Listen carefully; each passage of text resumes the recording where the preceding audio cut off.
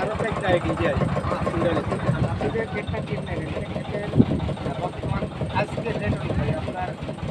একটা পাঁচ সাত কেজি 4 কেজি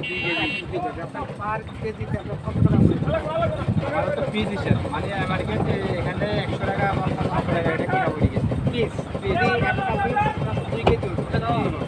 তার দাম 100 টাকা একটা 10 ভাই সত্যটা বলেন। তার দাম 100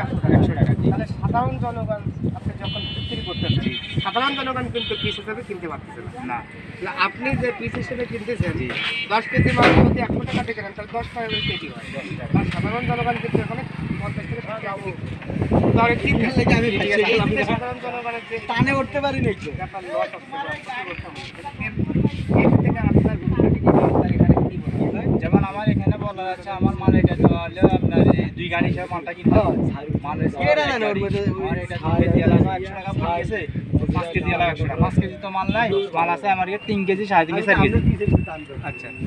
আমার এটা এই মাল আমার লস হয়ে লস হবে কিন্তু আমি বলছি যে যখন আপনি পার পিসে কিনতেছেন যে পিসে কিনতেছেন কি আপনার এটা কি আপনার জন্য ভালো নাকি আপনার কেজি দরে যদি কিনতেন সেটা ভালো আমার জন্য এই যে বিনিয়ানা আমি কিনছি আপনার 7 বিঘা কিনছি 5,02,000 টাকা 2,000 টাকা জি আমার থেকে 2,000 টাকা কম নিছে মাল হইব আপনার 5,200 মাল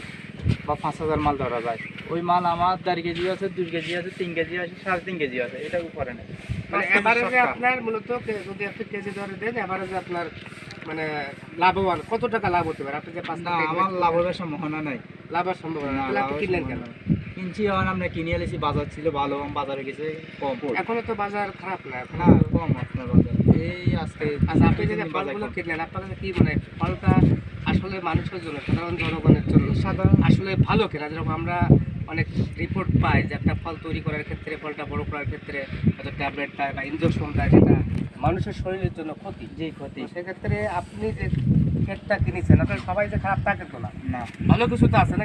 সব ভালো খারাপ আছে তাহলে আপনি যে ক্ষেতের মালটা কিনলেন এই মালটা আসলে আপনার দৃষ্টিতে মনে হয় কতটুকু যে এই ফলটা একটা মানুষ যদি খায় আসলে সে শারীরিকভাবে ক্ষতিগ্রস্ত হবে না সে সম্পর্কে আপনি কী মনে করেন না এই ফলটা তো ভালো মানে ভালো হবে খারাপ হবে না কুন্ডার ফলটা মিষ্টি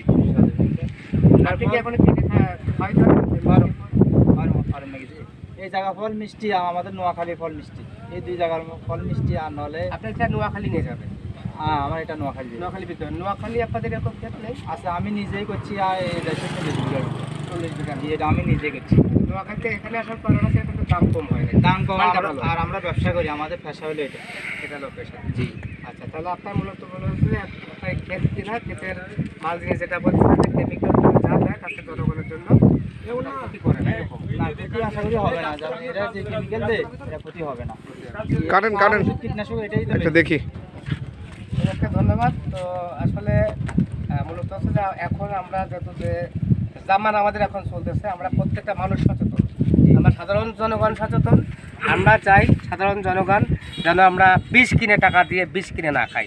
দাম যদি একটু বেশিও হয় এটা আমরা মূলত একটু কিনবো কিন্তু আমাদের যেন কখনো আমাদের খাবারে বিষ মেশানো না হয় এটা দেশবাসী এবং আমাদের সরকারের প্রতি আমাদের উদাত্ত আহ্বান থাকবে যে আমরা প্রত্যেকটা ক্ষেত প্রয়োজনে আমাদের পক্ষ থেকে হলেও আমরা প্রত্যেকটা ক্ষেত সহযোগিনী আমরা পরিদর্শন করবো এবং আমাদের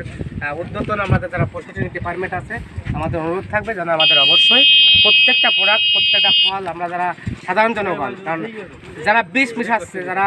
এই প্রোডাক্ট তৈরি করার ক্ষেত্রে রাসায়নিক দ্রব্য ব্যবহার করতেছে হয়তো এই প্রোডাক্টটা তার ছেলে মেয়ে খাচ্ছে না কিন্তু কারো না কারো ছেলে মেয়েটা খাচ্ছে ছেলে মেয়ে তার সন্তান প্রত্যেকটা বাবা মার কাছে দামি একজন মুসি যে জুতো পালিশ করে তার কাছে সন্তান যতটা দামি একজন রাজার ছেলের কাছে কিন্তু সেম দামি এটা হচ্ছে আমাদের নতুন উদ্দেশ্য আমরা বিশ্বাস করি এখানে তরমুজের ক্ষেত অনেক ভালো হচ্ছে এটা আমাদের মূলত এখানে আমাদের দক্ষিণাঞ্চলের এটা আমরা এটা কোন এলাকা খুলনা এই এলাকা অনেক তরমুজ হচ্ছে এই ক্ষেত্রে অনেক তরমুজ এখন উঠবে তো আমাদের প্রশাসনিক সহ আমাদের দেশবাসীর কাছে আমাদের